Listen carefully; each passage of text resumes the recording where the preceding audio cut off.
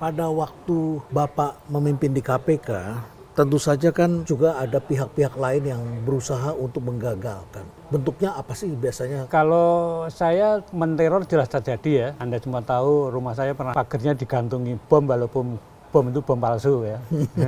Jadi rumahnya Pak Laude dilempari bom molotov. Bom Molotov ya. Tapi yang sangat mengganggu kemudian begitu tidak transparannya waktu revisi undang-undang dilakukan. Jadi kita sampai hari terakhir itu nggak tahu yang direvisi itu apa. Tidak diminta pendapatnya, tidak diberitahu, tidak diajak ngomong. Iya. Jadi pokoknya DPR membuat sendiri. DPR dan pemerintah, karena sampai di hari terakhir itu kalau nggak salah Laude Sarif mengajak saya ketemu dengan Menkumham waktu itu hanya pengen melihat yang direvisi apa, itu saja nggak bisa. Waktu revisi undang-undang KPK itu masyarakat sipil kurang mendukung. Waktu revisi? Iya. Ya, Waktu tidak revisi. mendukung ya? Kurang mendukung.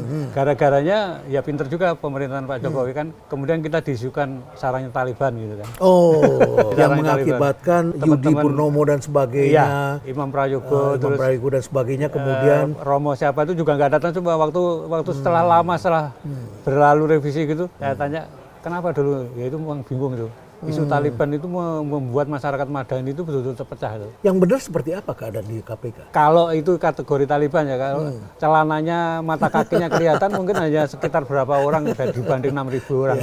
Jadi mungkin nggak sampai 15 orang ya yang mata kakinya kelihatan. Ngompori dari luar bahwa kita pendukungnya Taliban tadi, tapi di dalam juga nanam orang supaya kelihatan kalau Taliban gitu.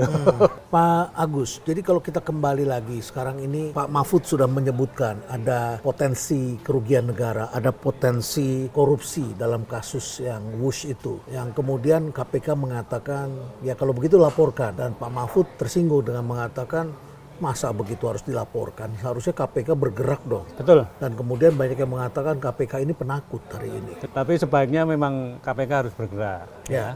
Karena kasusnya cukup besar, nilai kerugiannya juga dalam tanda kutip